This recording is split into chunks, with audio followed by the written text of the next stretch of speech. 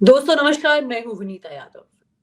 आपको इस बात को सोचकर ताज्जुब होगा कि जब हम दूसरे देशों के बारे में ये चर्चा करते हैं कि वहाँ पर वित्तीय संकट इतना गहरा गया है कि वहाँ पर लोगों ने सड़क पर आकर एक अलग तरह का आक्रोश दिखा दिया है। एक अराजकता फैल गई है। किसी के राष्ट्रपति भवन के सामान को उठाकर सड़क पर आम जनता लूट कर ले जा रही है। ये तस्वीरें बार-बार आपसे ज़िक्र करते हुए जब भी इन देशों में ऐसी संकट की स्थिति आई, तब हमने आपको ये जताया था, ये चेताया था कि भारत भी इस परिस्थिति से दूर नहीं है। दिल्ली और हिमाचल पर इतना भयंकर वित्तीय संकट का खतरा इस वक्त बना हुआ है, जिसका अंदाजा किसी को नहीं है। हम सब राजनीति में फंसे हुए हैं और इसी राजनीति से बाहर निकल नहीं पा रहे हैं, जिसके चलते ये सोच भी नहीं पा रहे कि इस वक्त आपकी सिर्फ जेब की बात नहीं है, आपके घर, आपका कमाई, आपका सड़क पर जाना, आपका रहन सहन, हर चीज एक खतरे में आती जा रही है। वित्तीय संकट एक गंभीर मुद्दा है जो किसी भी देश या राज्य की अर्थव्यवस्था को पूरी तरह तहस नहस कर देता है। हाल ही में दिल्ली और हिमाचल जैसे भारतीय राज्यों पर इस संकट के बादल भी अच्छे खासे मंडरा रहे हैं।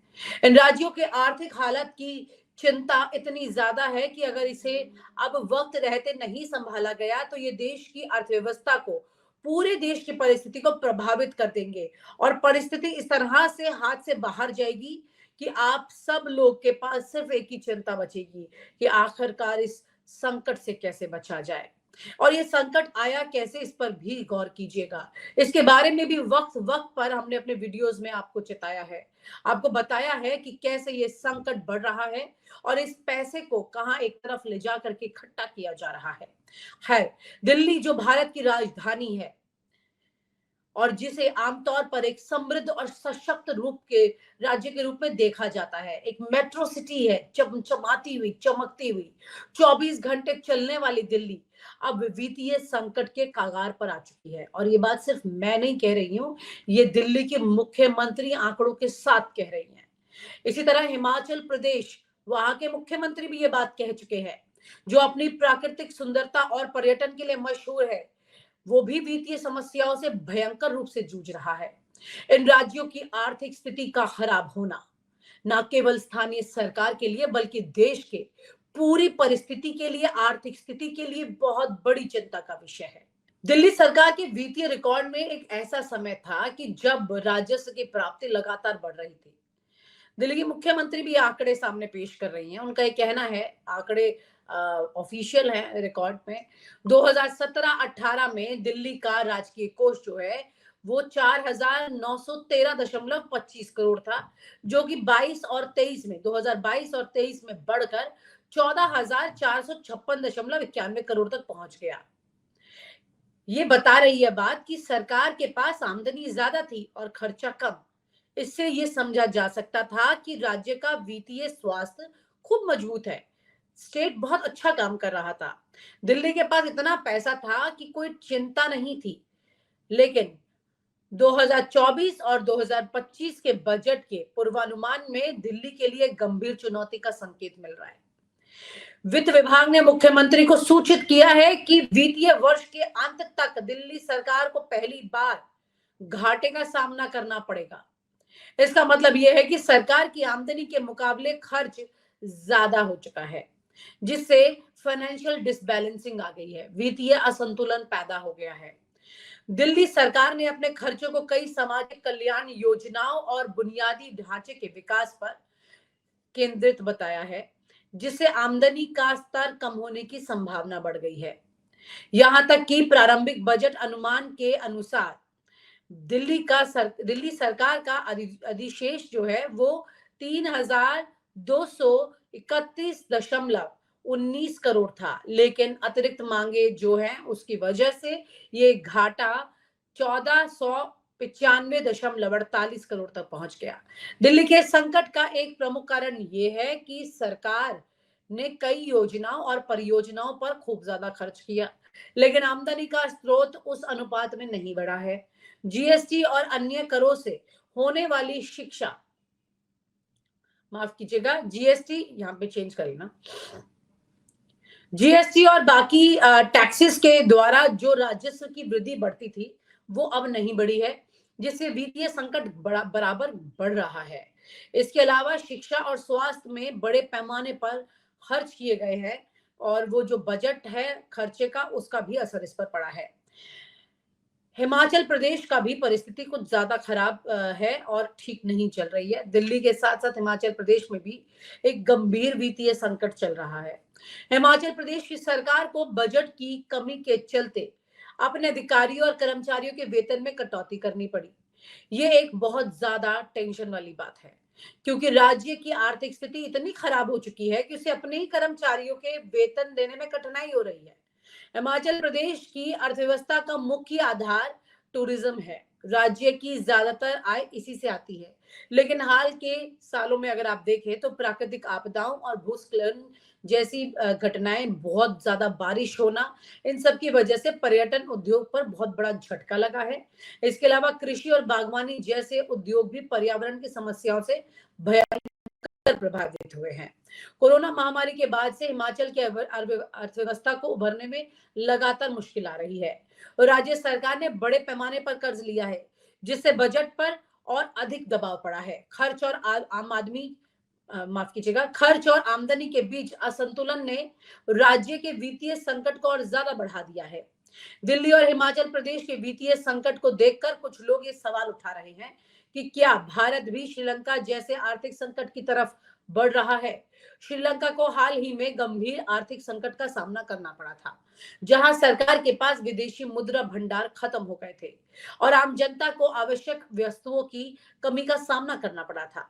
भारत के पास वर्तमान में श्रीलंका जैसे हालात नहीं है, क्योंकि भारतीय अर्थव्यवस्था का आकार और उसकी विविधता काफी ज्यादा है। लेकिन दिल्ली और हिमाचल जैसे राज्यों का संकट का ये संकेत बता रहा है कि अगर यही स्थिति रही, इसमें सुधार नहीं हुआ, तो इसका असर अब पूरे देश पर आने वाले वक्त में पड़ सकता है। दिल्ली और हिमाचल प्रदेश को वित्तीय संकट से बचाने के लिए कई कदम उठाने की जरूरत है। सबसे पहले सरकार को अपने खर्चों में कटौती करनी होगी।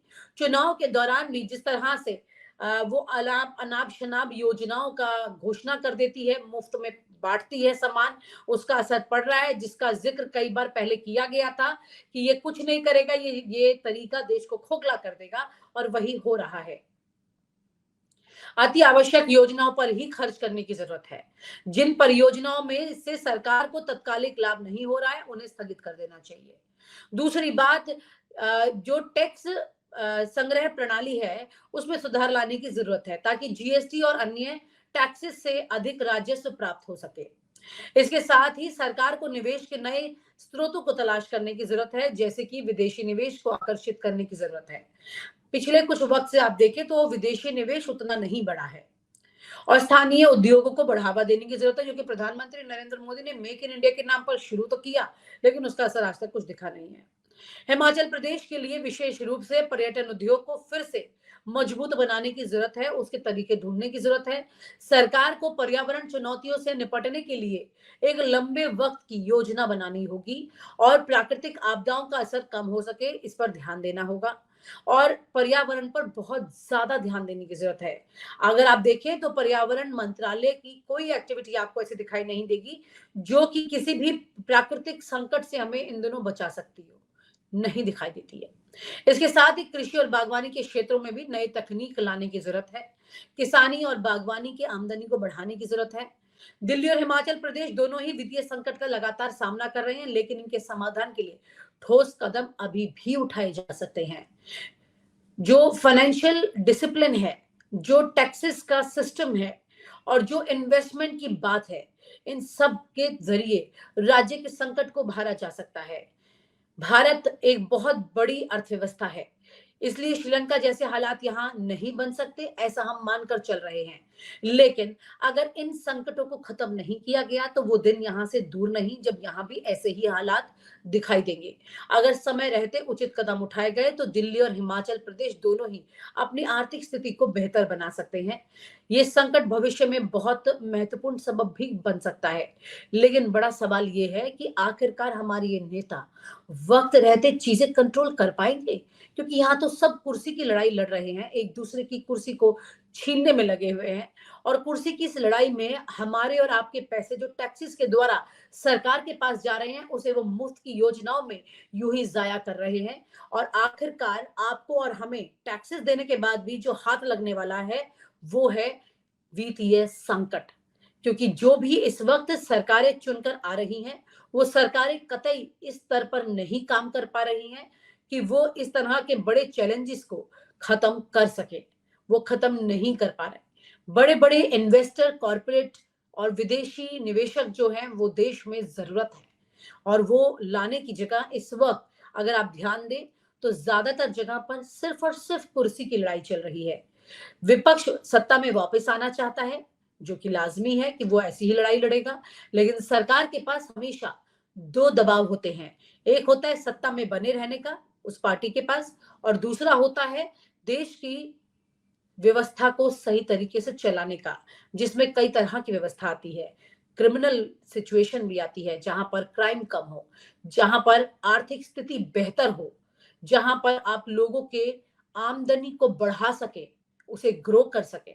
इन सब चीजों की चिंता यहाँ पर सरकार को ज्यादा होनी चाहिए बनस्पत कि वो अपनी कुर्सी बचाने की कोशिश करे। क्योंकि श्रीलंका में जो परिस्थितियां आई वो ऐसी हुई कि लोग राष्ट्रपति भवन तक घुस गए और वहां से कुर्सियां तक उठा करके ले गए। तो वो कुर्सी किस काम की जब आम आदमी उसे इस तरह से उठा कर ले जाएगा। बड़ा सवाल ये है कि इस वक्त देश की अर्थव्यवस्था को नहीं बचाया तो इसके परिणाम बहुत ज्यादा भयंकर होंगे। और ये संकट एक दो दिन का नहीं है, पिछले कई सालों से लगातार चल रहा है। इस संकट को खत्म करने की इस वक्त हमें बेहद जरूरत है। उम्मीद है कि सरकार इन सारे मुद्दों पर वक्त रहते काम करे, वरना फिर इस सरकार के लिए भी आगे बढ़ना और कुछ भी करना मुश्किल हो जाएगा। और आप हमसे जुड़े रहने के लिए सब्सक्राइब करें YouTube पर, फॉलो करें Twitter पर और लाइक करें Facebook पर। और ज्यादा जानकारी के लिए आपको टाइप करना होगा सिर्फ न्यूज नशा।